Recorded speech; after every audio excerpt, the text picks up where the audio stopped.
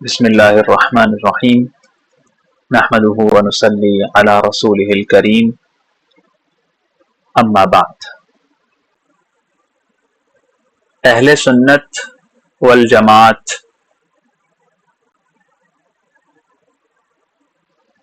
کی امتیازی خصوصیات میں سے ایک خصوصیت یہ ہے کہ فرق مراتب کا ان کو علم ہے، کس کا کیا مرتبہ ہے، کس کو کون سا مرتبہ دینا چاہیے، ان کو اس بات کا دلائل کے ساتھ علم ہے۔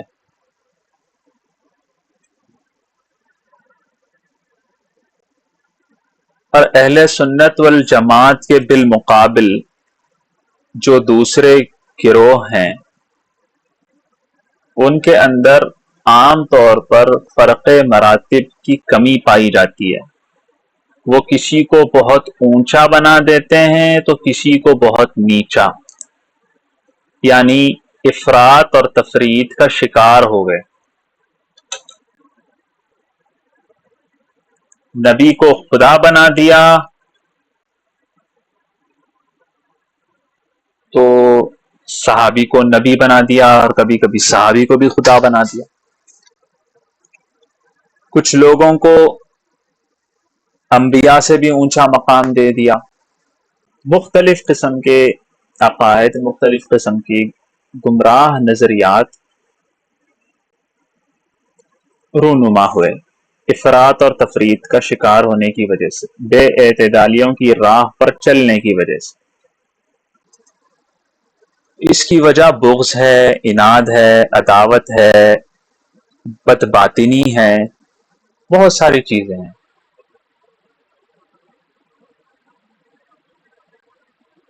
ایک گروہ وہ ہے جو خاص طور پر نبی پاک علیہ الصلاۃ والسلام کے گروہ مقدس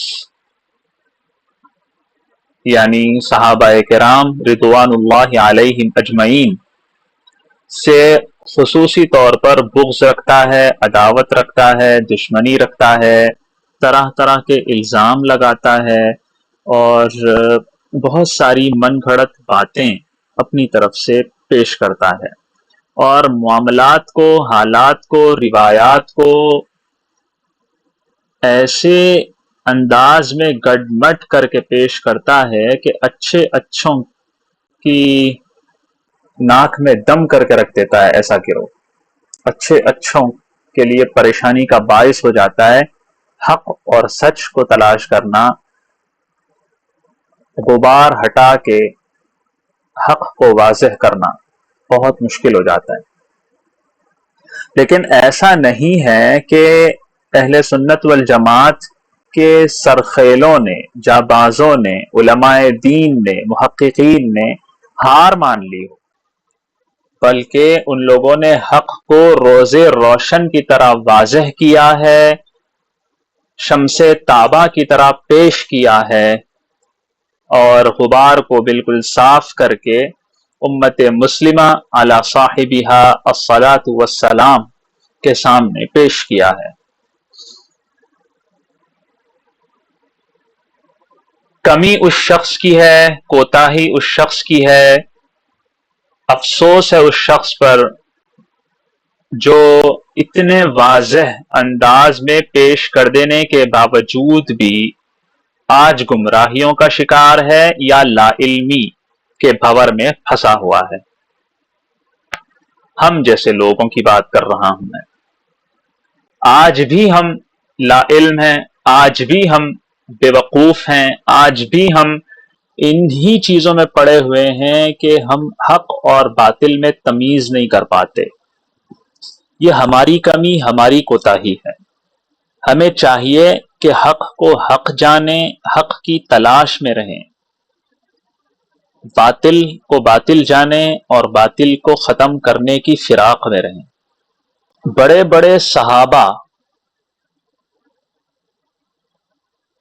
جن کے بارے میں جو ان کو ذاتی طور پر جانتا ہو، جس نے ان کے ساتھ زندگی گزاری ہو، جس نے ان کو دیکھا ہو، جس نے ان کو اچھے سے جانا پہچانا ہو، وہ کبھی بھی ان کے بارے میں کوئی غلط رائے قائم نہیں کر سکتا تھا۔ لیکن ایسے صحابہ کے تعلق سے دشمنان اسلام اور دشمنان صحابہ نے انتہائی واہیات قسم کے الزامات ان کے اوپر ڈالے اور ان کو بدنام کرنے کی کوشش کی اور ان سے امت کو متنفر کرنے کی سازش کی۔ متنفر کرنا، دور بھگانا۔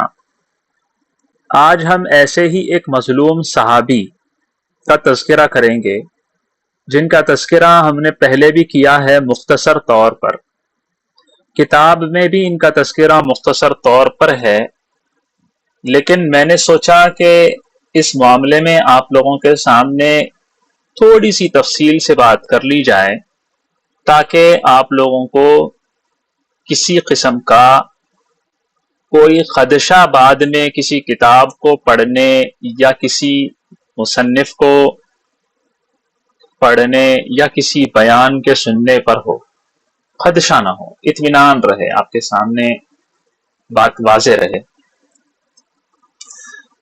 وہ صحابی کا نام ہے حضرت ولید بن عقبہ رضی اللہ عنہ۔ ولید بن عقبہ ابن ابی معیط یا ابی معیط ابن عمرو ابن امیہ بن عبد شمس بن عبد مناف القریشی الاموی، یہ ہے ان کا سلسلہ نسب، یعنی یہ بنو امیہ سے تعلق رکھتے ہیں۔ بنو امیہ قریش کا ایک بڑا قبیلہ ہے۔ میں سب سے پہلے آپ کو بتا دوں، قریش کا قبیلہ بنو امیہ ہے، بڑا قبیلہ ہے، اور زمانہ جاہلیت سے بنو امیہ جنگوں میں سب سے آگے اگلی صفوں میں رہ کر لڑنے والے افراد کا گروہ اور قبیلہ تھا، جس کا مطلب یہ ہوا کہ یہ وہ قبیلہ تھا جس کو اسلام آنے کے بعد نہیں، بہت پہلے سے ہی عہدے عطا کیے گئے، ان کو عہدوں کا لائق سمجھا گیا، اور یہ ویسے ہی عہدوں کے لائق تھے کیونکہ ان کے پاس تجربے تھے، ان کے پاس صلاحیتیں تھیں۔ ٹھیک ہے، پہلا مقدمہ سمجھ میں آ گیا۔ بنو امیہ کیسے لوگ تھے؟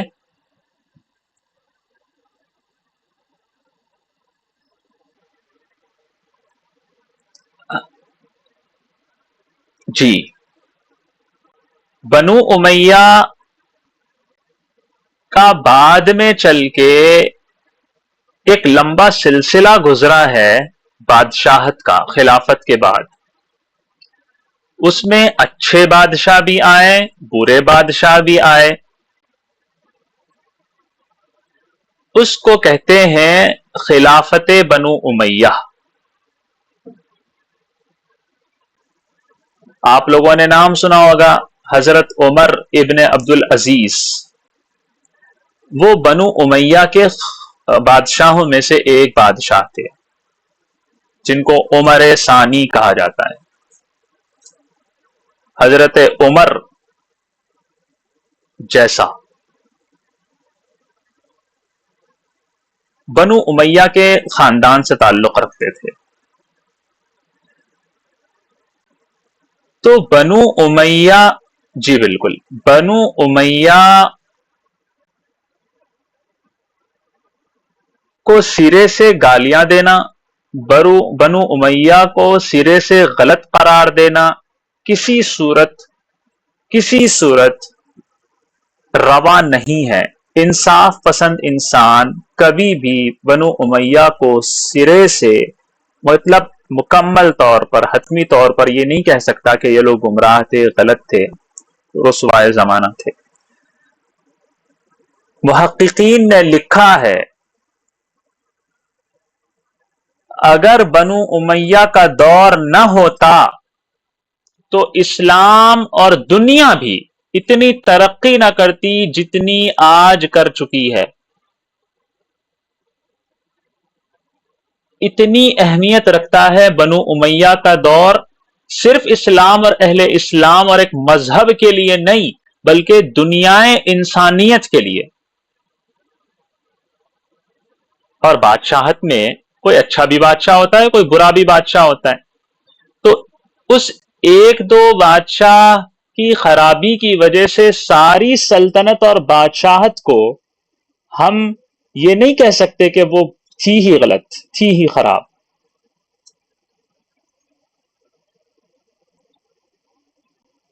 ایک اکبر بادشاہ کی خرابیوں کی وجہ سے اورنگزیب عالمگیر کو بھی مغلیہ سلطنت کی زد میں نہیں لایا جا سکتا.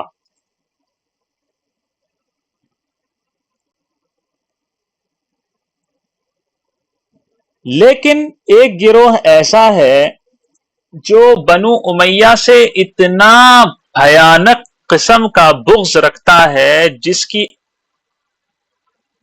شاید ہی کوئی تصور کر سکتا ہے، کوئی تصور نہیں کر سکتا. اس کی انتہا ہی نہیں ہے اس بغض کی. بنو امیہ کا چاہے فرشتہ بھی اگر اللہ تعالیٰ اتار دیں وہ اس کو بھی گالیاں بکیں گے اور اس کے بارے میں بھی وہ لعن طعن کریں گے، اعتراضات کریں گے، الزامات عائد کریں گے اور اس کو کسی نہ کسی طرح فاسق اور جہنمی ثابت کر کے چھوڑیں گے. اس کے لیے وہ کچھ بھی فروگداشت نہیں کریں گے. وہ جھوٹی روایات پیش کریں گے، وہ نئی نئی روایات آپ کے سامنے ایجاد کر کے لائیں گے، من گھڑت باتیں کریں گے، قصے لائیں گے، کچھ بھی کریں گے. لیکن بنو امیہ کے خاندان کے اس فرشتے کو بھی، جو انسان نہیں فرشتہ ہو، اس کو بھی وہ لوگ کیا کریں گے؟ بدنام کر کے چھوڑیں گے. بنو امیہ سے تعلق رکھتے ہیں حضرت عثمان ابن عفان رضی اللہ عنہ بھی. حضرت ابوبکر سے بغض، حضرت عمر سے بغض، حضرت عثمان سے بھی بغض.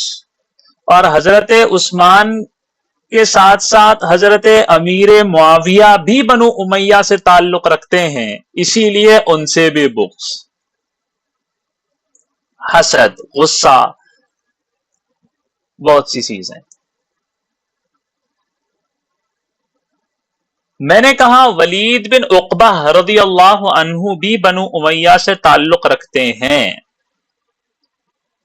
اب ان کو کہاں سے چھوڑا جائے گا؟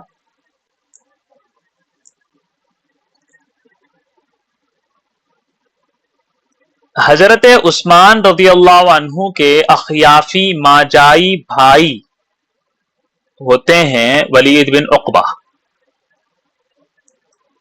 ان دونوں کی ماں ایک تھی اور ان کی ماں کا نام تھا اروا بنت قریظ.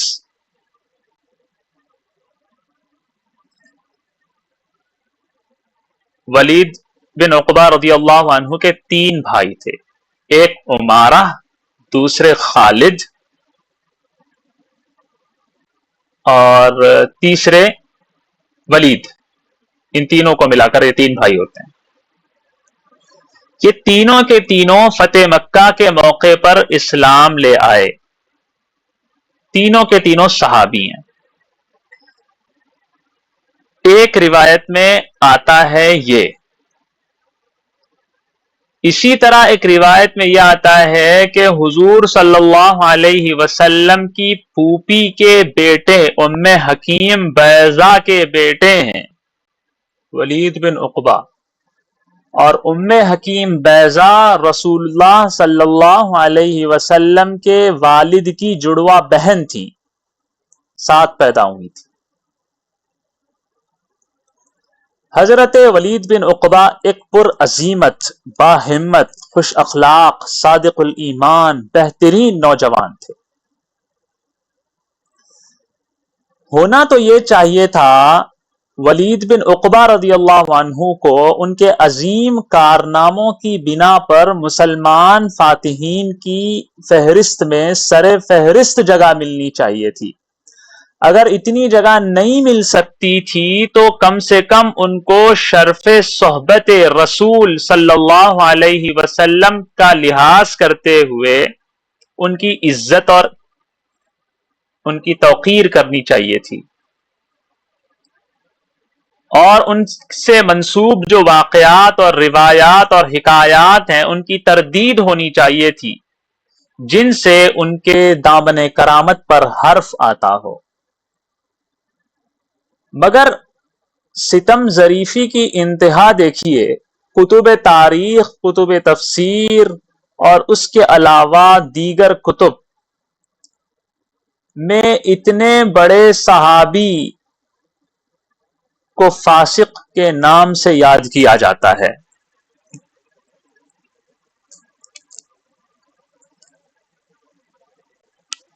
بہت ساری ایسی روایات پیش کی جاتی ہیں جس کے اندر حضرت ولید بن عقبہ کو فاسق بتایا جاتا ہے،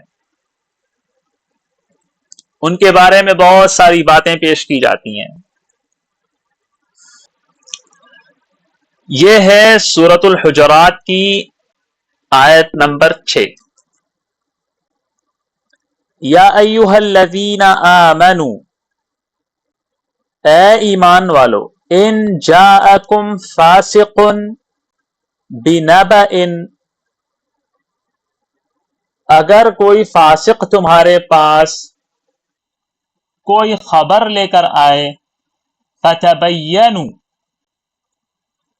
تو اچھی طرح تحقیق کر لیا کرو، ان تصیبوا قوما بجہالۃ، کہیں ایسا نہ ہو کہ تم نادانی سے کچھ لوگوں کو نقصان پہنچا بیٹھو، فتصبحوا علی ما فعلتم نادمین، اور پھر اپنے کیے پر پچھتاؤ۔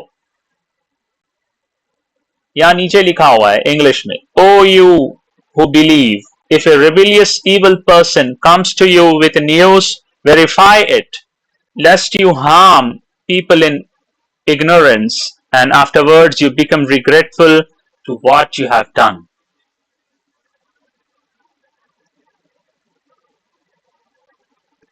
ایسی بہت ساری روایات پیش کی جاتی ہیں جس کے اندر اس کا شان نزول بتایا جاتا ہے کہ یہ آیت ولید بن عقبہ کے بارے میں نازل ہوئی ہے۔ یا ایھا الذین آمنوا ان جاءکم فاسق بنبأ، اے ایمان والو اگر تمہارے پاس کوئی فاسق خبر لے کر آئے۔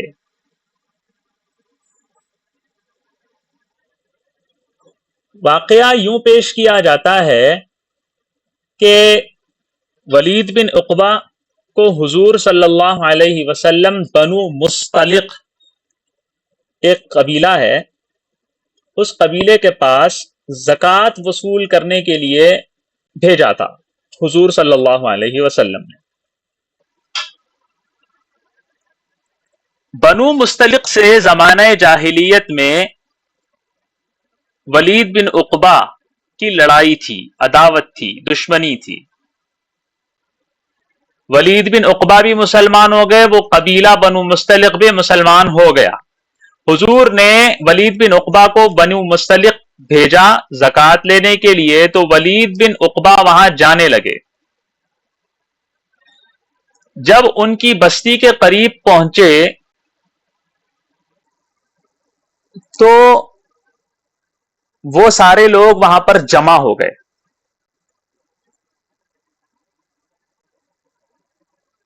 ولید بن عقبہ وہیں سے لوٹ آئے۔ میں واقعہ سنا رہا ہوں آپ کو جو پیش کیا جاتا ہے، اور آ کر حضور صلی اللہ علیہ وسلم سے یہ بتایا کہ وہ لوگ تو جنگ کرنے کے لیے نکل آئے ہیں اور وہ سب مرتد ہو گئے، زکوٰۃ دینے کے لیے وہ تیار نہیں ہیں، کیونکہ ان کی پہلے سے جنگ تھی، پہلے سے عداوت تھی، تو ایسا پیش ہوا۔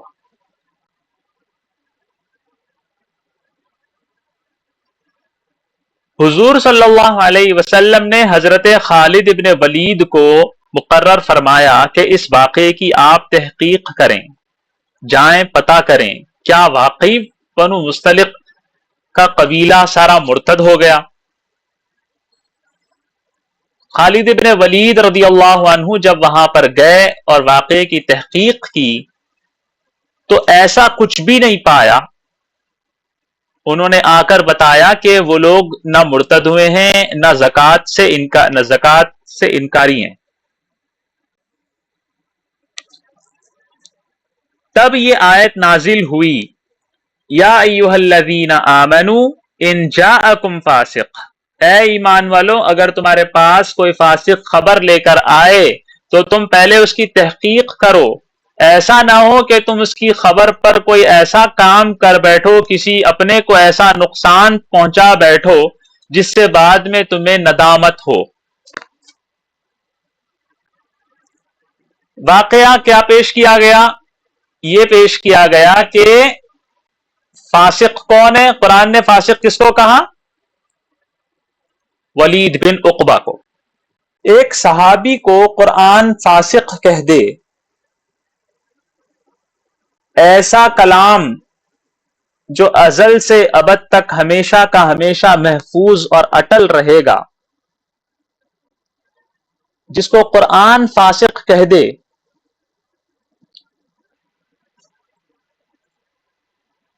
تو کیا حال ہوگا پھر اس کا؟ سوچیں آپ. کیا مسلمانوں میں اس کی مقبولیت باقی رہے گی؟ کیا اس کو کوئی عہدہ دینا بجا ہوگا؟ لیکن حضرت عثمان رضی اللہ عنہ نے ولید بن عقبہ کو اپنے زمانہ خلافت میں کوفہ کا گورنر بنا دیا.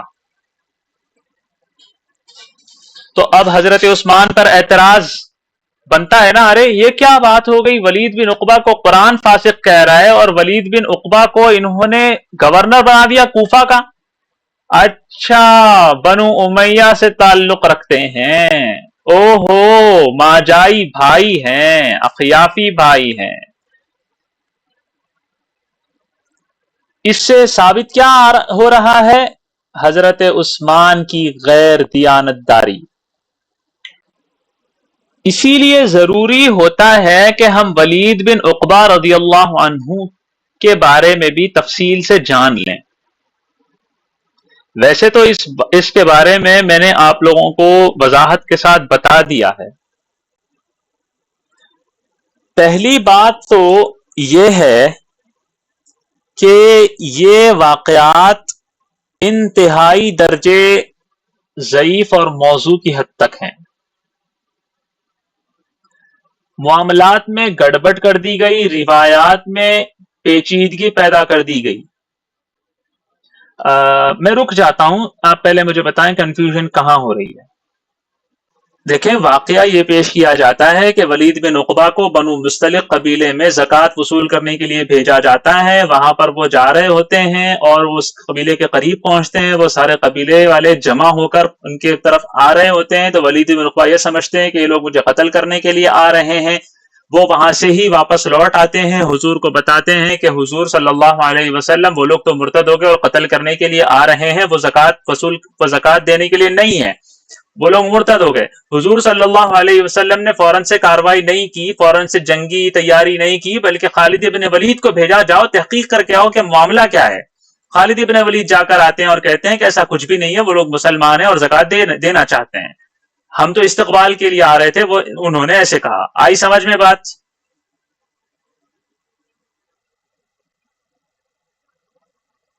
ہاں جی، ولید بن عقبہ کو غلط فہمی ہو گئی تھی. ٹھیک ہے، اس روایت سے، اس شان نزول سے یہ ثابت ہو رہا ہے کہ ولید بن عقبہ کو قرآن نے فاسق کہا، اور قرآن جب فاسق کہہ رہا ہے تو وہ انسان ہمیشہ کے لیے فاسق ہی گردانا جائے گا. اس کو کوئی خاص مقام نہیں ملنا چاہیے، اس کو کوئی خاص عزت نہیں ملنی چاہیے.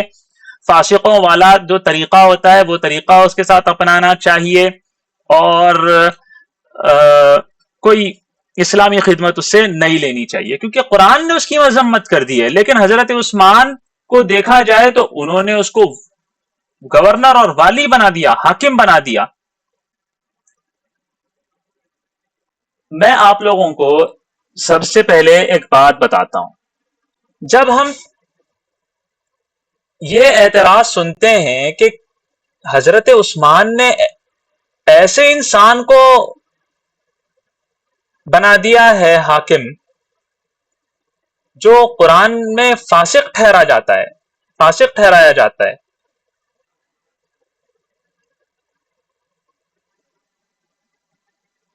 سادہ لو انسان یہی سمجھتا ہے کہ یہ بہت بڑی غلطی کی ہے حضرت عثمان نے. لیکن جب ہم ذرا پیچھے جا کے دیکھتے ہیں کہ ولید بن عقبہ آخر آتے کہاں سے ہیں، ہے کون یہ،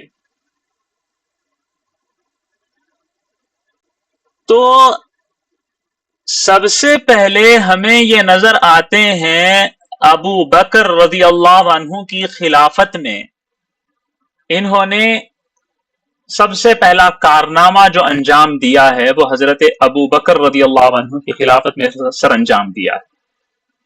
فارس میں جنگ چل رہی تھی، حضرت خالد بن ولید سپہ سالار تھے سارے اسلامی لشکر کے.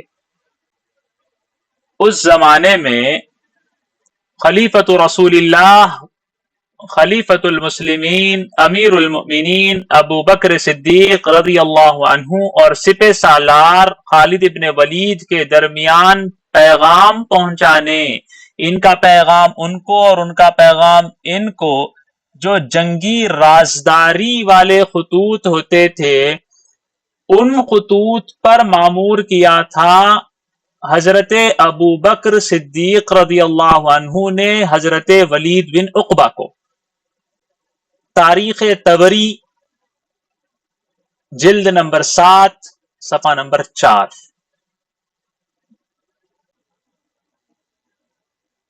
حیرت کی بات یہ ہے کہ جس کو قرآن فاسق کہہ رہا ہے، ایسے انسان کو حضرت ابو بکر جیسا عظیم ترین خلیفہ جو ہر قدم پہ پھونک پھونک کے دیکھ بھال کے قدم رکھتا ہے، وہ انسان رازداری والے خطوط کو سپرد کر رہا ہے ایک ایسے انسان کی طرف جس کے بارے میں آیا ہے فاسق. ایسا کیسے ہو سکتا ہے؟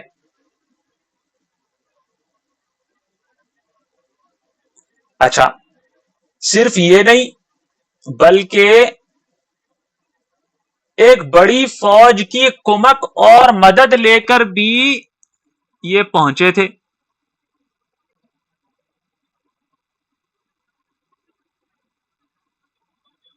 حضرت ابو بکر نے ان کو قبیلہ قزاع کی زکوٰۃ وصول کرنے پر بھی مامور کیا تھا. یعنی حضرت ابو بکر نے ان کو مختلف کاموں پر لگایا، مختلف کام دیے، اور وہ بھی چھوٹے موٹے نہیں، کمک لے کر پہنچو، وہاں پر اسلامی لشکر کمزور پڑ رہا ہے، کتنے وفادار انسان کو بھیجنا پڑتا ہے.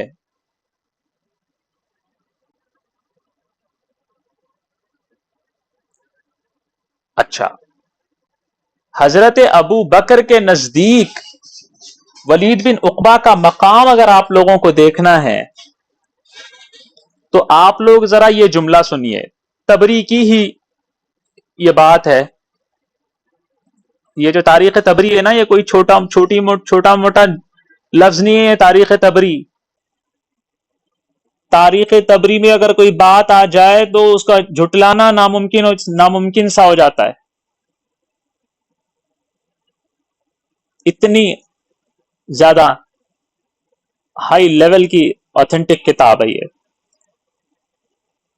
اس کے اندر لکھا ہے کہ حضرت صدیق اکبر رضی اللہ عنہ ملک شام کی فتح کا عزم کر چکے، تو اس وقت ان کے نزدیک ولید بن عقبہ کا احترام اور اکرام اور اعتماد ایسا تھا جیسا کہ فاتح مصر عمرو ابن العاص رضی اللہ عنہ کا تھا.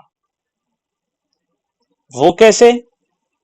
ان دونوں مجاہدین کو حضرت ابو بکر صدیق نے لشکروں کا قائد بنایا. روئے زمین نے دیکھا اس وقت کہ حضرت عمرو ابن العاص اسلام کا پرچم لے کر فلسطین کی جانب روانہ ہو رہے ہیں، تو دوسری طرف ولید بن عقبہ قیادت کرتے ہوئے دوسرا لشکر لے کر اردن کے مشرقی جانب آگے بڑھتے ہیں. یعنی ملک شام کی فتح کے لیے دو مختلف سمتوں میں دو مختلف سپہ سالاروں کو اسلامی پرچم دے کر قیادت کرتے ہوئے بھیج رہے ہیں۔ کون؟ ابو بکر صدیق۔ ایسا کیسے ہو سکتا ہے کہ اس کو قرآن فاسق کہہ رہا ہے، اور حضرت ابو بکر جیسا انسان جو حضور کے بعد سب سے بڑا عالم اور سب سے بڑا انسان ہے، سب سے بڑی شخصیت ہے، اس کو اتنا بھی نہیں پتا؟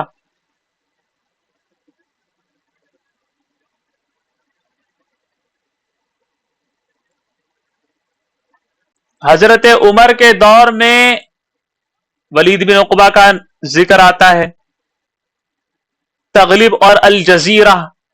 الجزیرہ دریائے دجلہ اور دریائے فرات کے درمیان ایک شہر تھا، اس کا نام ہے، جہاں قبیلہ مزر، قبیلہ ربیعہ کی بستیاں موجود تھی۔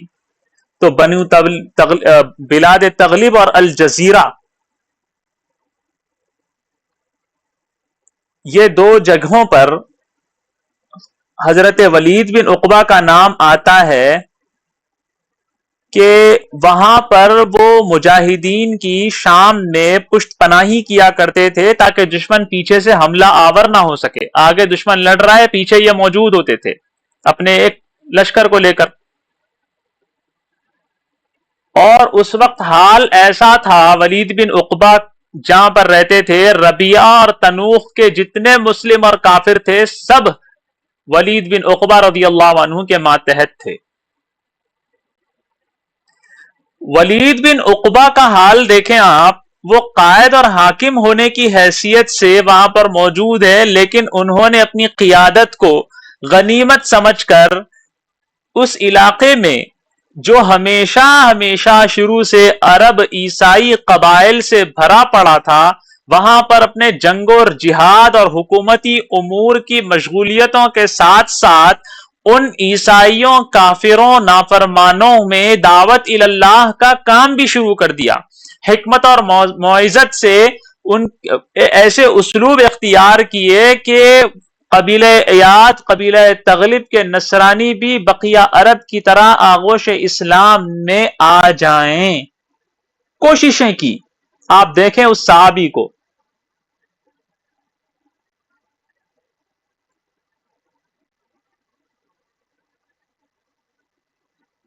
ہمیں پتہ چل جاتا ہے ان سب واقعات سے کہ حضرت ابو بکر اور حضرت عمر کے زمانے میں بلند مقامات اور بہترین اعتماد کے حصول کے ساتھ ولید بن عقبہ نے اپنی زندگی گزاری۔ ولید بن عقبہ رضی اللہ عنہ جب سے امیر المؤمنین عثمان ابن عفان رضی اللہ عنہ کی جانب سے کوفہ کے گورنر مقرر ہوئے، انہوں نے اس بات کی کوشش کی تھی کہ وہ عدل اور انصاف، سیرت، شرافت کے ذریعے سے لوگوں کے ساتھ اچھا معاملہ کریں، حسن سلوک کے ساتھ برتاؤ کریں اور مثالی حاکم بن کر لوگوں کے سامنے پیش آئیں۔ جیسا کہ وہ جنگ و جہاد میں بہترین اور ماہر جنگجو بن کے لوگوں کے سامنے پیش ہوتے ہیں، اسی طرح حاکم بن کے بھی، والی بن کے بھی، گورنر بن کے بھی بہت اچھے سے لوگوں کے ساتھ پیش آئیں۔ یہاں پر میں رک کے یاد دلانا چاہتا ہوں کہ وہ انسان جس کو قرآن فاسق کہہ رہا ہے، اس کو ابو بکر بھی عہدہ دے رہے ہیں، عمر جیسا انسان بھی عہدہ دے رہے ہیں، اور حضرت عثمان بھی عہدہ دے رہے ہیں۔ تو صرف حضرت عثمان پر ہی لعن تان کیوں؟ سوال ہے۔ بات سمجھ میں آئی؟ سوال سمجھ میں آیا؟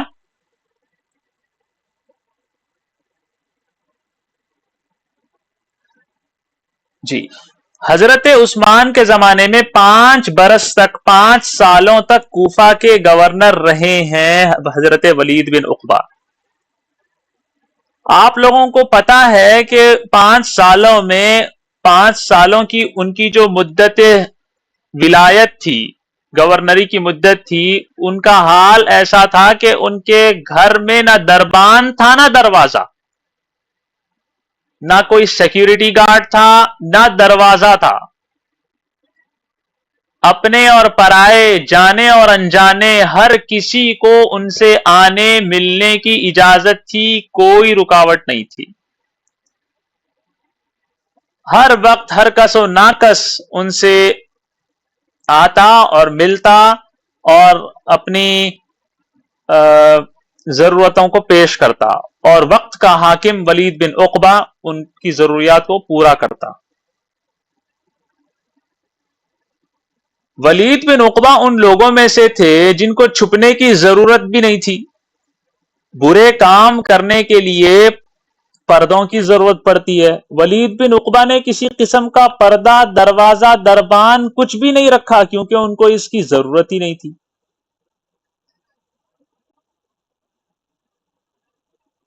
بھلائی کے کاموں کے لیے کیسا پردہ؟ مسافروں کے لیے ضیافت خانے تعمیر کیے، لوگوں میں خوشحالی پیدا کرنے کے لیے ہر قسم کی کوشش کی، بچوں اور غلاموں کا وظیفہ تک انہوں نے مقرر کیا۔ غلاموں کو ہر ماہ اتنا زیادہ مال دیا جاتا تھا کہ وہ غلام بڑے بڑے مالدار بن گئے۔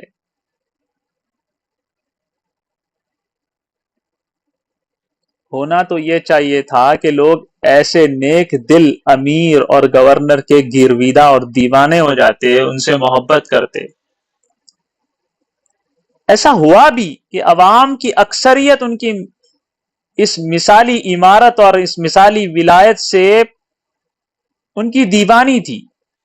جب ان کو معزول کیا گیا تھا تو رو رہے تھے غلام اور بچے۔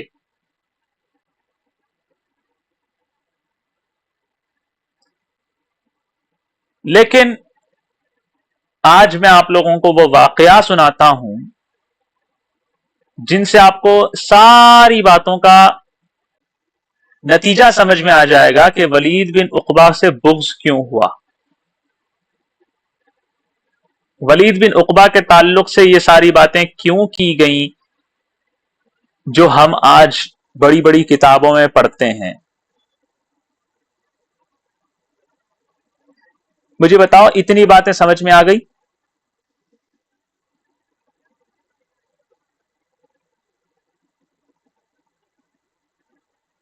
جی، جہاں ولید بن عقبہ کے بہت سارے جانثار اور محبت کرنے والے موجود تھے، وہیں پر شر پسند بھی تھے، فساد پرور بھی تھے۔ ان کا ایک ایسا گروہ تھا جنہوں نے حضرت ولید بن عقبہ کو تکلیف پہنچانے کے لیے اپنی پوری زندگی وقف کر رکھی تھی۔ ہمیشہ ان کو تکلیف پہنچانے کے لیے گھات میں لگے رہتے تھے۔ اصل میں ہوا یہ تھا کہ انہوں نے ایسے نہیں شروع کیا تھا، یہ ولید بن عقبہ کی شریعت کا کوڑا ان پر برسا تھا ایک وقت،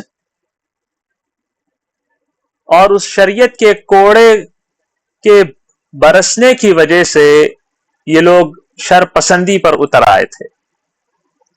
کون لوگ تھے وہ؟ ابو زینب، ابو مورع، اور ایک ہے ابو زہیر۔ یہ تین لوگ تھے۔ ہوا یہ تھا کہ ان کے بیٹوں کو حکومت نے، یعنی ولید بن عقبہ کی حکومت نے گرفتار کر کے سزا دی تھی۔ کیوں سزا دی تھی؟ کیا جرم تھا ان کا؟ انہوں نے رات میں ایک شخص ہے ابن حیثمان، جی نام بتاتا ہوں، ابن حیثمان، ان کے گھر میں ان لوگوں نے نقب زنی کی اور ابن حیثمان کو قتل کر ڈالا۔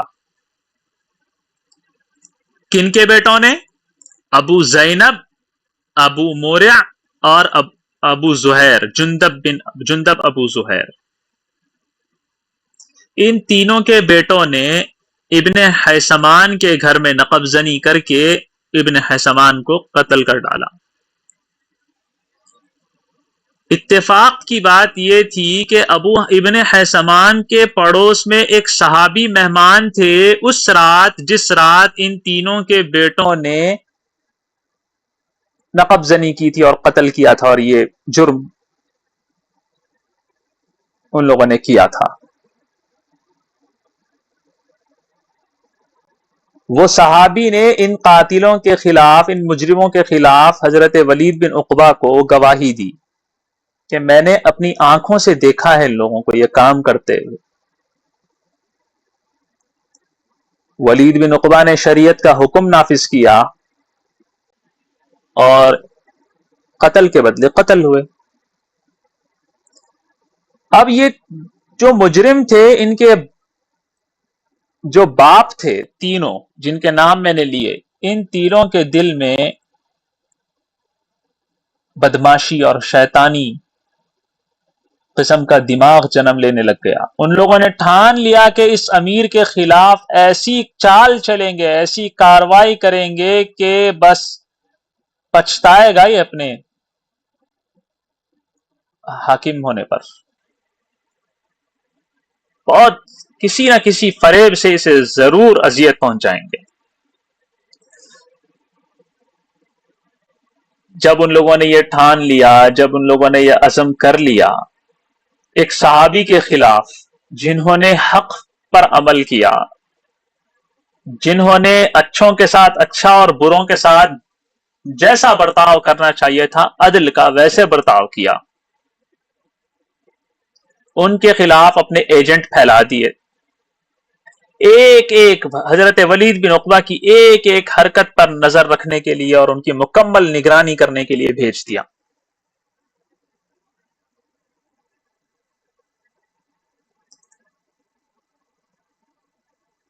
آسان اس لیے تھا کیونکہ ولید بن عقبہ کے گھر کا دروازہ نہیں تھا، کوئی بھی آ سکتا تھا، کوئی بھی جا سکتا تھا. واقعات جس طریقے سے میں آپ لوگوں کے سامنے پیش کر رہا ہوں سمجھ میں آ رہے ہیں نا؟ اس کو بہت اہمیت کے ساتھ سنیے، کیونکہ ولید بن عقبہ کے خلاف تو بہت ساری باتیں ارزاں ہیں، آسان ہیں، ملنا آسان ہے، لیکن یہ باتیں ملنا بڑا مشکل ہے.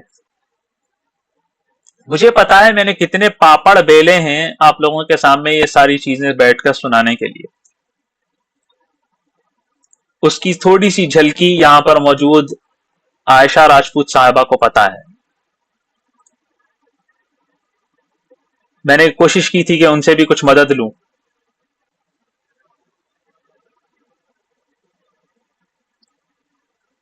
صبر کے گھونٹ پینے پڑ جاتے ہیں کبھی کبھی، چیزیں آسانی سے نہیں ملتی، جیسے چاہیے ویسے نہیں ملتی. لیکن آپ لوگوں کے سامنے مکمل معلومات پیش کرنے کی میں سعادت حاصل کر رہا ہوں، تو آپ لوگ بھی بہت غور سے سنیں. آسانی سے نہیں ملتی یہ چیزیں.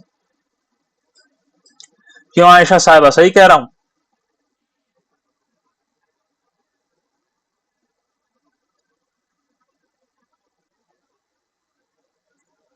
سو تو نہیں گئی آپ؟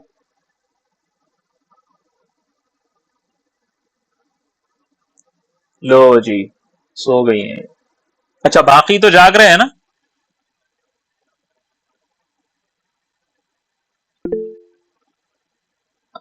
چلو شکر ہے. نیند آ رہی ہو تو بتا دینا، ہم اس کو کل کنٹینیو کر لیں گے، مسئلہ نہیں ہے. بہرحال تو ان تینوں نے یہ ٹھان لیا کہ ولید بن عقبہ کو زبردست قسم کا مزہ چکھائیں گے.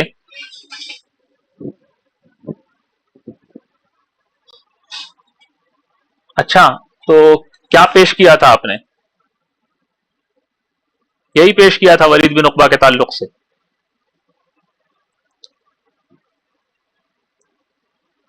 ابھی میں اس آیت پر پہنچا نہیں ہوں. آپ نے یہی پیش کیا تھا کہ ولید بن عقبہ کے تعلق سے آیت نازل ہوئی ہے. بتائیں بتائیں بتائیں جلدی سے، پھر میں کنٹینیو کروں. ہاں جی ٹھیک ہے، کوئی مشکل نہیں ہے، سنیے. اچھا تو ان کے گھر کا دروازہ بھی نہیں تھا، آسان تھا ان کی تحقیق کرنا، تفتیش کرنا، جاسوسی کرنا. ایک دن ولید بن عقبہ رضی اللہ عنہ کے گھر میں ایک نصرانی شاعر، عیسائی شاعر مہمان بنا۔ سرزمین جزیرہ جس کا میں نے بھی تذکرہ کیا وہاں سے تعلق رکھتا تھا وہ۔ اس نے ولید بن عقبہ رضی اللہ عنہ کے ہاتھ پر اسلام قبول کیا تھا بعد میں، اس وقت وہ عیسائی تھا۔ یہ جو بدبخت شرپسند تھے، ان کے جاسوسوں نے یہ سمجھا کہ یہ نصرانی شاعر جو یہاں پر موجود ہے رات میں شراب پیتا ہوگا۔ ولید بن عقبہ بھی اس کی شراب کے ذریعے سے ضیافت کریں گے، کیونکہ مہمان ہے، مہمان کو جو پسندیدہ چیز ہوتی ہے وہ دینا ہوتا ہے، اور نصرانی بغیر شراب کے تصور ہی نہیں کیا جا سکتا۔ ان لوگوں نے کیا کیا، ابو المورع، ابو زینب اور ان کے ساتھیوں کو بلایا، ایک کے بعد ایک مسجد کے کنارے سے آہستہ آہستہ ولید کے گھر میں گھس گئے وہ لوگ، کہ دروازہ نہیں تھا، اندر آنے کی کوئی رکاوٹ نہیں تھی۔ اندر ولید بن عقبہ اور وہ نصرانی انسان بیٹھا ہوا ہے شاعر، اور یہ لوگ اچانک آ گئے، آمنا سامنا ہوا تو کوئی چیز ان کی نظروں سے ہٹا کر ولید بن عقبہ نے چارپائی کے نیچے ڈال دی۔ اچانک آتے ہی انہوں نے اس چیز کو چھپا دیا۔ وہاں پر وہ لوگ بیٹھ گئے، آہستہ سے ولید بن عقبہ کی اجازت کے بغیر اس کو انہوں نے وہاں سے نکال لیا، بغیر پوچھے۔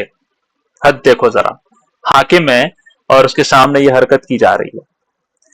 وہ ایک تشت تھا، اس کے اندر کچھ انگور تھے، بس۔ ولید بن عقبہ کو اصل میں اس وقت شرم یہ آئی تھی کہ لوگ آئے ہیں اور میرے پاس مہمان کے لیے دینے کے لیے ڈھنگ کا تشت بھی نہیں ہے، اور سوائے انگور کے کچھ نہیں ہے، وہ بھی چند دانے۔ انہوں نے مارے شرم کے اس کو چھپا دیا، جس میں انگور کے چند دانوں کے سوا کچھ نہیں تھا۔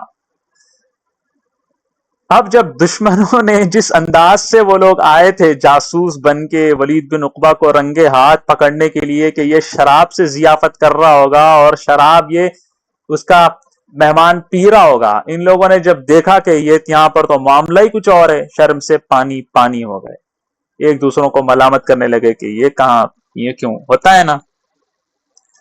اب یہ بات لوگوں تک بھی پہنچی تو لوگوں نے بھی ان لوگوں کے اوپر برا بلا کہنا شروع کیا۔ ہونا تو یہ چاہیے تھا کہ ولید بن عقبہ رضی اللہ عنہ ان لوگوں کی گرفت کرتے، لیکن انہوں نے چشم پوشی کی راہ اختیار کی، نظر انداز کر دیا، حضرت عثمان کو اطلاع بھی نہیں دی اس کی، کیسے ایسی بات ہوئی ہے، ایسا ہوا ہے، خاموش رہے، صبر کیا، جبکہ انہیں پتا ہے کہ یہ لوگ وہ ہیں جو ہمیشہ میری جاسوسی میں لگے رہتے ہیں، ٹوہ میں لگے رہتے ہیں۔ بتا سکتے تھے وہ کہ وہ کوئی موقع ایسا جانے نہیں دیتے جس کی صورت کو بگاڑ کر اپنی طرف سے جھوٹ ملا کر مجھے بدنام کرنے کی کوشش کرتے ہیں۔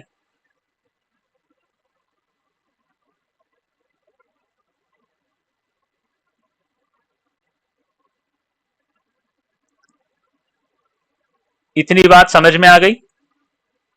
واقعہ تھوڑا سا چینج ہو رہا ہے اس لیے میں پوچھ رہا ہوں،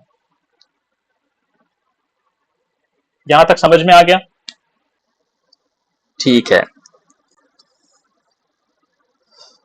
ایک دفعہ ہوا یہ تھا، ولید بن عقبہ رضی اللہ عنہ نے حکومت کے چند عہدے داروں کو ان کی بد کرداری کی وجہ سے، ان کے منصب سے ان کو معزول کر دیا۔ وہ لوگ مدینہ کی طرف گئے، امیر المؤمنین حضرت عثمان ابن عفان کی طرف گئے ولید بن عقبہ کی شکایت کرنے کے لیے، کوفہ سے ان کو معزول کر دیا، ان کو معزول کرنے کی شکایت لے کر گئے۔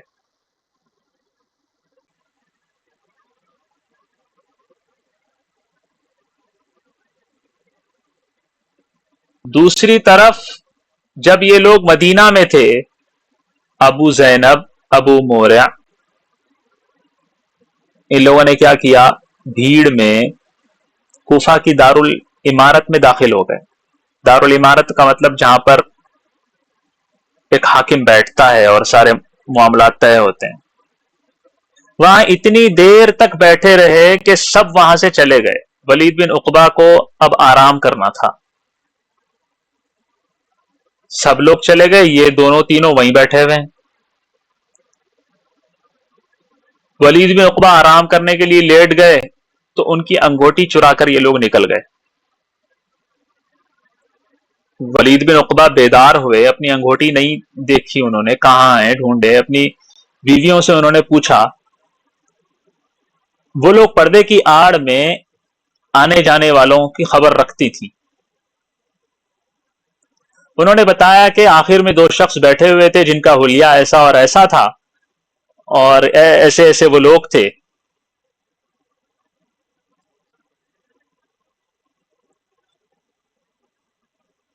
تو ولید بن عقبہ پہچان گئے کہ یہ ابو زینب، ابو مورع ہی ہیں، اور انہیں پتا چل گیا کہ ان لوگوں نے انگوٹی یوں ہی نہیں چرائی بلکہ اس کے پیچھے کوئی خطرناک قسم کی، بدترین قسم کی سازش ہے، اور یہ لوگ راتوں رات اس کی تدبیر کرتے پھر رہے تھے۔ کیونکہ حالات سے انسان کو واقف ہو جاتا ہے، اتنا بڑا سپہ سالار، اتنا بڑا جنگجو، اتنا بڑا والی ہے، تجربے کار انسان ہے۔ وہ دونوں فوراً مدینہ کی جانب کوچ کر چکے تھے، وہ دونوں چور والی کی انگوٹی چرا کر نکل گئے۔ ولید بن عقبہ نے ان دونوں کو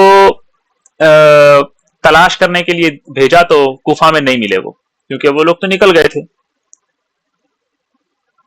مدینہ آئے، ان دونوں نے ولید بن عقبہ کے خلاف 2 گواہ پیش کیے کہ ولید بن عقبہ نے شراب پی ہے۔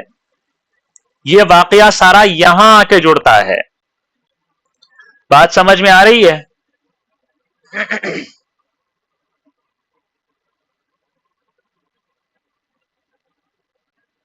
ہاں،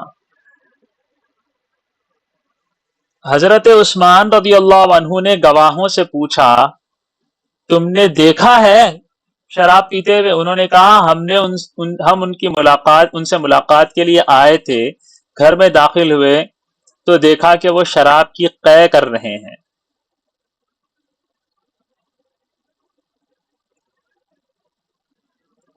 کسی نے بھی 2 گواہوں میں سے کسی نے بھی یہ نہیں کہا کہ ہم نے ان کو شراب پیتے دیکھا ہے۔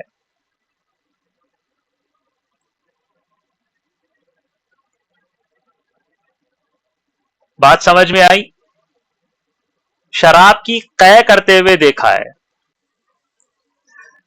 عرب نبیذ بھی پیا کرتے تھے، نبیذ کی صورت شراب کی سی ہوتی ہے لیکن وہ حلال ہوتی ہے، اس میں نشہ نہیں ہوتا۔ ممکن ہے حضرت ولید بن عقبہ نے نبیذ پی ہو اور قے ہوئی ہو اور دیکھنے والے کو وہ شراب لگی ہو، اس کے اندر ایسی بو بھی آ گئی ہو، ممکن ہے۔ یہ نہیں کہا جا سکتا کہ ولید بن عقبہ نے شراب ہی پی، کسی بھی روایت میں ایسا ذکر نہیں ملتا کہ گواہوں نے یہ کہا ہے کہ ہم نے ان کو شراب پیتے دیکھا ہے۔ لیکن حضرت عثمان کی عدالت اور انصاف دیکھیے، حضرت عثمان کے بارے میں یہ کہتے ہیں لوگ کہ انہوں نے اقربا پروری کی ہے، اپنے لوگوں کی دیکھ بھال کی ہے، رعایا کو چھوڑ رکھا ہے۔ ان کی حالت دیکھیے، حضرت عثمان نے ابھی یہ پوری گواہی بھی مکمل نہیں ہو رہی، حضرت عثمان نے کہا کہ شراب کی قے وہی کرے گا جس نے شراب پیو۔ ولید رضی اللہ عنہ کو کوفہ سے بلا لیا گیا۔ حضرت عثمان نے یہاں نرمی سے کام نہیں لیا، حضرت عثمان نے تاخیر کی حد جاری کرنے میں، کیونکہ گواہ نامکمل تھے۔ ولید بن عقبہ کو بلایا گیا، ولید بن عقبہ نے قسم کھا کر کہا کہ یہ لوگ جھوٹ بول رہے ہیں، واقعہ ایسا ایسا ہے۔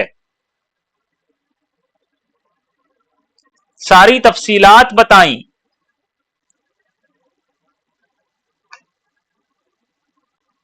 تو حضرت عثمان نے ان سے کہا کہ میرے بھائی مجھے بھی پتا ہے، ہم حد جاری کریں گے، آپ پر حد لگائیں گے، شراب کی جو جرمانہ ہوتا ہے وہ آپ پر جاری کریں گے، جھوٹے گواہ جہنم میں جائیں گے.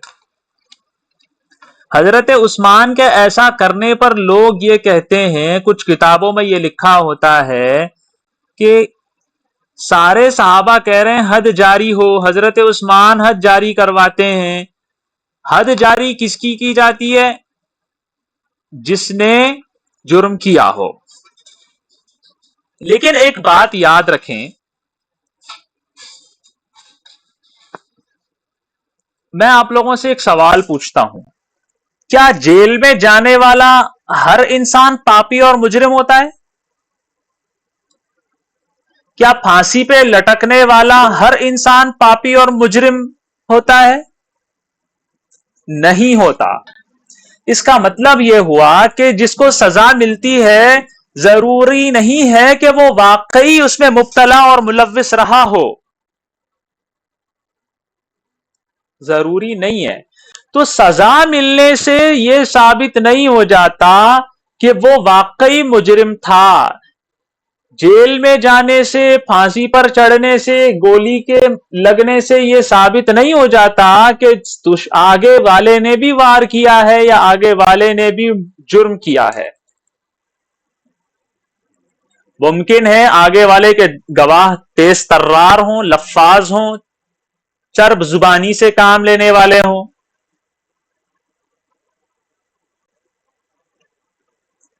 ممکن ہے جس کے بارے میں بات کی جا رہی ہے، جس کو جو مجرم ہے اس کو ایسے انداز میں گھیر لیا گیا ہو کہ وہ اپنی بات نہیں بتا سکتا.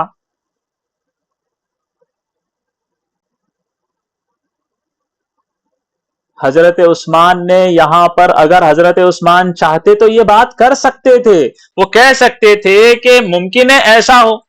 اور شبہات سے، شریعت کا ایک واضح اصول ہے، جہاں شبہات آ جاتے ہیں وہاں پر حدود ساقط ہو جاتے ہیں.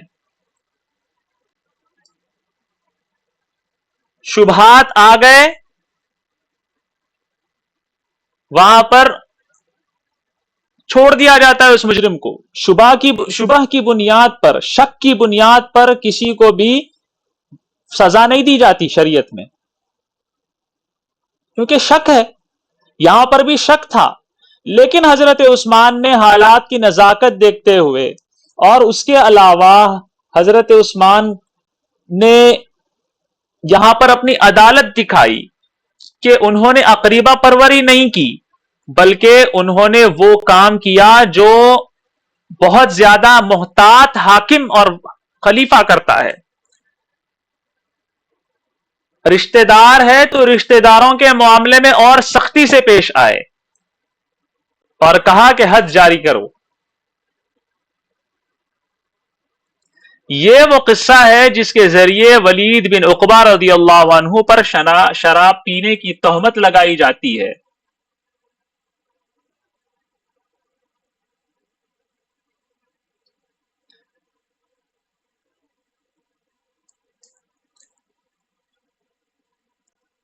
دونوں گواہوں میں سے ایک مزے کی بات بتاتا ہوں، دونوں گواہوں میں سے کسی گواہ نے یہ نہیں کہا کہ انہوں نے شراب پی کر نماز پڑھائی ہو، لیکن دشمنوں نے ایسے گھما دیا اور یہ بتا دیا، روایتوں میں یہ شامل کر دیا کہ ولید بن عقبہ نے شراب پی کر نماز بھی پڑھائی ہے.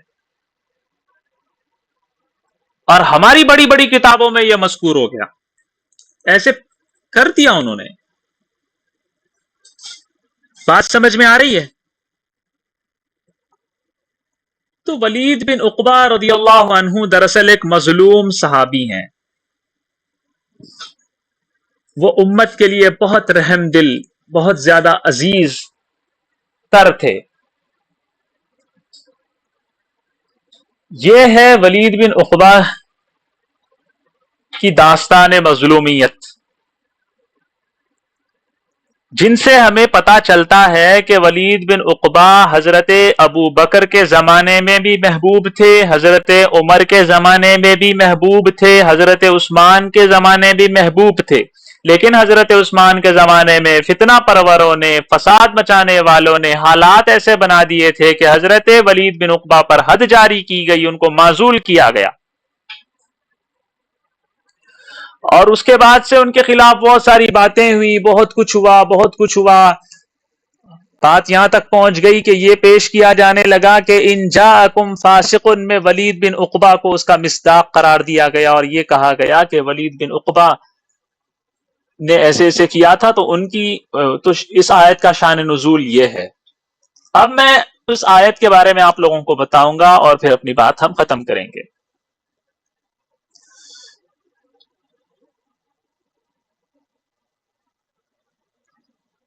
پہلی بات،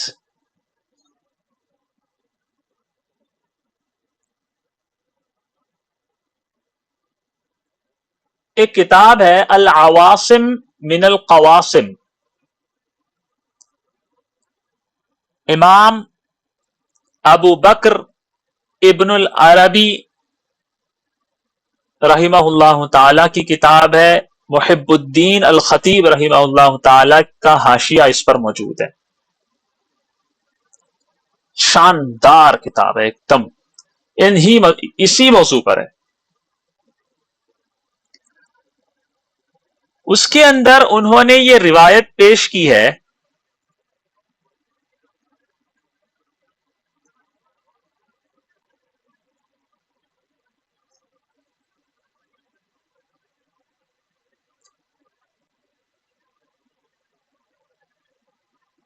کہ ولید بن عقبہ رضی اللہ عنہ کو حضور صلی اللہ علیہ وسلم نے بنو مستلق کی زکوٰۃ وصول کرنے کے لیے بھیجا ہی نہیں تھا، کیونکہ ولید بن عقبہ کے تعلق سے مسند احمد جیسی حدیث کی انسائکلوپیڈیا کتاب میں آتا ہے کہ حضور جب فتح مکہ والے دنوں میں مکہ آئے تو لوگ اپنے بچوں کو لے کر ساتھ حضور سے ملنے کے لیے آ رہے تھے، تو حضور ان بچوں کے سر پر ہاتھ پھیر کر ان کو برکت کی دعا دیا کرتے تھے۔ ان بچوں میں ولید بن عقبہ بھی آئے، ولید بن عقبہ کے ساتھ بھی یہی معاملہ ہوا، لیکن ولید بن عقبہ کی ماں نے ان کے سر پر ایک خوشبو مل دی تھی، خلوق، عرب ایسا کیا کرتے تھے۔ تو حضرت ولید بن عقبہ جب بچے تھے انہوں نے کہا کہ میرے یہ سر پر ہے، تو حضور نے ان کے سر پر ہاتھ نہیں پھیرا۔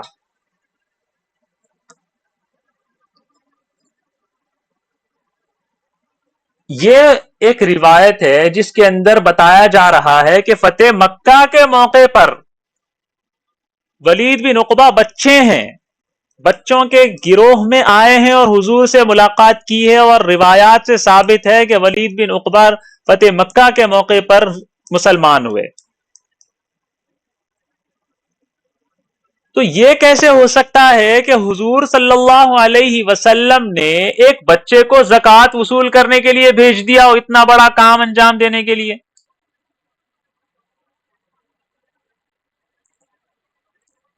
ایک روایت ہے حضرت ام سلمہ کی، اس کے اندر انہوں نے یہ بات کی ہے اور بتایا ہے کہ حضور صلی اللہ علیہ وسلم نے ایک شخص کو قبیلہ بنو مستلق زکوٰۃ وصول کرنے کے لیے بھیجا، وہاں پر ولید کا نام ہی نہیں ہے، کوئی ایک دوسرے شخص تھے، کوئی ایک دوسرا انسان تھا۔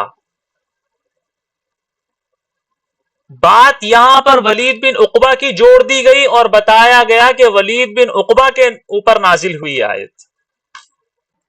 یہ کیسے ہو سکتا ہے کہ ایک بچے کو حضور صلی اللہ علیہ وسلم زکوٰۃ وصول کرنے جتنے بڑے اہم کام کے لیے بھیجیں؟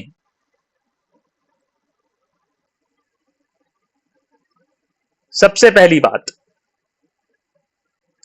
اور اگر مان لیا جائے تھوڑی دیر کے لیے، پہلا جواب تو میرا یہ ہے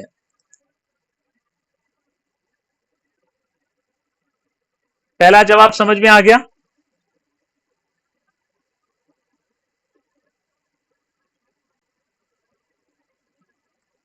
اگر مان لیا جائے کہ ولید بن عقبہ ہی کو بھیجا ہے اور انہی کے اوپر یہ آیت نازل ہوئی ہے، تو ہمارا دوسرا جواب سنیے۔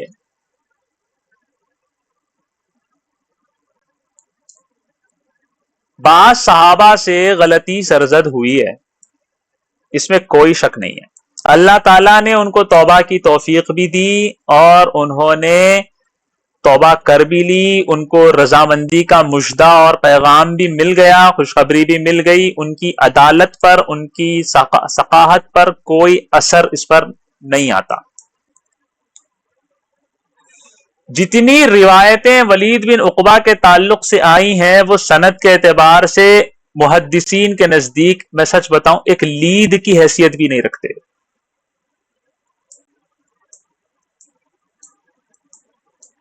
بہت زیادہ تعارض، بہت زیادہ اختلاف، بہت زیادہ مجہول اس کے اندر روایت ہیں۔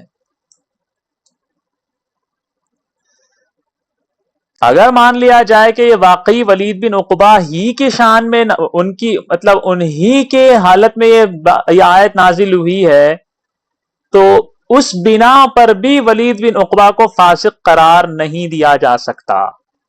اس کی میں وجہ بتاؤں، غور سے سنو وجہ۔ ولید بن عقبہ بستی کے قریب پہنچے، قبیلے کے لوگوں کو بڑی تعداد میں وہاں جمع ہوتے دیکھا۔ کوئی شریر آدمی ولید بن عقبہ کے پاس آ کر ان سے کہنے لگا، یہ لوگ آپ سے لڑنے کے لیے نکلے ہیں۔ قرآن نے اس شریر آدمی کو فاسق قرار دیا ہے۔ ولید بن عقبہ کو تنبیہ کی گئی کہ تنہا ایک شریر فاسق آدمی کی خبر پر بھروسہ مت کرو اور اپنے اقدام کی پہلے تحقیق کر لو۔ بات سمجھ میں آئی؟ ولید بن عقبہ رضی اللہ عنہ کے اوپر ہے ہی نہیں ہے، ہاں واقعہ یہ ہو سکتا ہے۔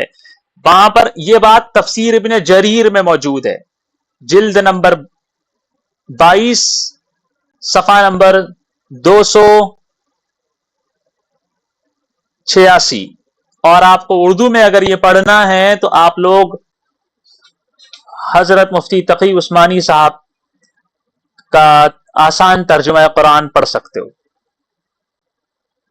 اس کے اندر میں حوالوں کے ساتھ آپ لوگوں کے سامنے بات پیش کر رہا ہوں۔ اس کے اندر یہاں یہ بات لکھی ہوئی ہے کہ ولید بن عقبہ جب جا رہے تھے، ایک شریر آدمی آیا اور آ کر ان کو یہ بات بتائی، ولید بن عقبہ وہیں سے لوٹ گئے۔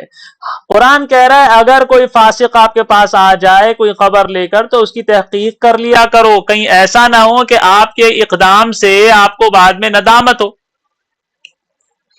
تو اس میں ولید بن عقبہ کو کہاں سے فاسق ثابت کیا جا رہا ہے؟ اور یہ بات بالکل تسلیم کرنے کے قابل بھی ہے، کیونکہ ولید بن عقبہ کے اوپر اگر یہ آیت نازل ہوتی، ان کو فاسق قرار دیا جاتا، تو ابو بکر کے زمانے میں عہدے کیوں ملے، عمر کے زمانے میں عہدے کیوں ملے، ان کو ابو بکر کے زمانے میں رازدارانہ خطوط کے اوپر کیوں مامور کیا گیا، ان کو کمک اور مدد لے کر کیوں بھیجنے کے لیے ان کو حکم دیا گیا، ان کو اسلام کا پرچم لے کر کیوں آگے بڑھنے کے لیے شرق اردن کی طرف بھیجا گیا، حضرت عمر کے زمانے میں ان کو بڑے بڑے عہدے اور ولایت کیوں عطا کی گئی، حضرت عثمان کے زمانے میں ان کو اہل کوفہ کا 5 سال تک گورنر کیوں بنایا گیا۔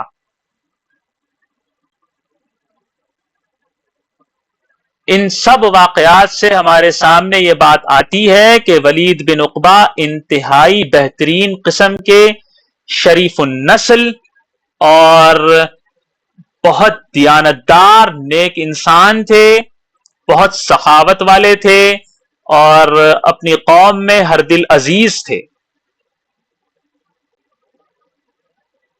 لیکن دشمنوں نے ان کے اوپر اس طرح سے سازشیں رچی اور ان کو بدنام کرنے کی ہر ممکن کوشش کی، اور اپنے مقاصد میں وہ کامیاب ہوئے۔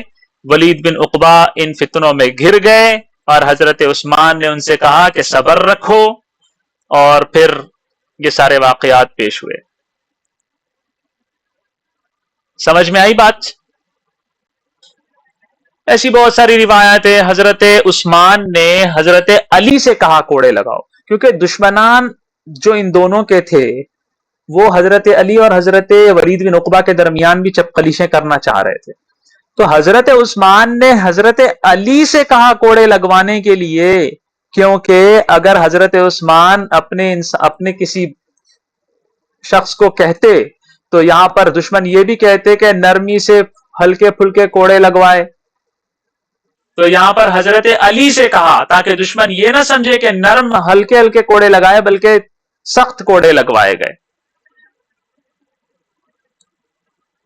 हजरत अली ने हजरत हसन से कहा उठो और कोड़े लगाओ। हजरत हसन ने यहां पर एक जुमला कहा है, उस जुमले को बहुत गलत अंदाज में पेश किया जाता है।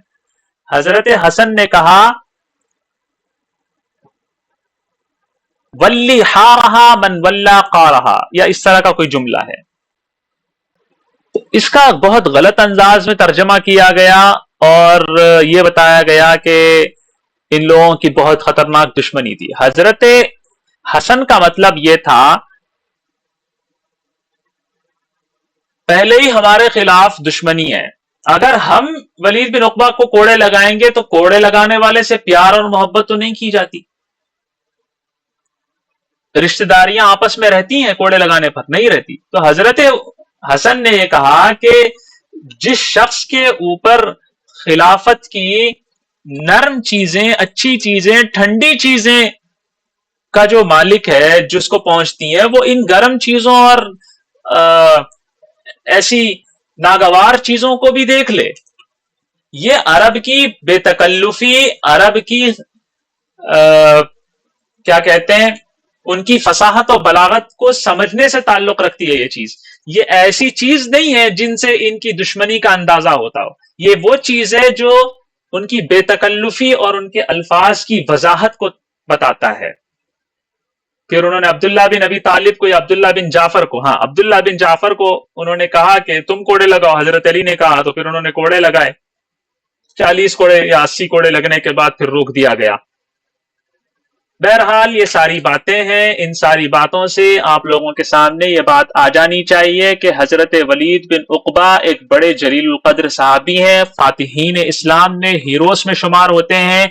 अगर दुश्मनों का कोई और बंदा ऐसी बातें करता तो बात समझ में आती, लेकिन हमारे अपने लोग अहले सुन्नत वल जमात ऐसे लोग इनके खिलाफ बातें करते हैं, इनके खिलाफ रिवायतें पेश करते हैं, इनके खिलाफ अपनी किताबें लिखते हैं, तो तकलीफ होती है। आप अपने हीरो को, आप अपने सरखेल को, आप अपने बड़े को, आप एक सहाबी रसूल को महज इफ्तरा की वजह से बदनाम करते फिर रहे हो, तहकीक नहीं कर रहे।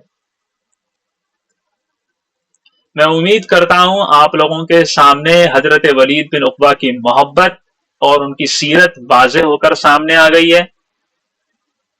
अब अगर आप लोग कोई किताब, कोई मकाला, कोई तकरीर, कुछ भी सुनेंगे जिसके अंदर हजरत वलीद बिन उकबा के ताल्लुक से कोई भी बात आ जाए तो समझ लेना वो इफ्तिरा है, वो महज बुहतान है और इल्जामात लगाए गए हैं उनके ऊपर। मेरी बात कंप्लीट हुई।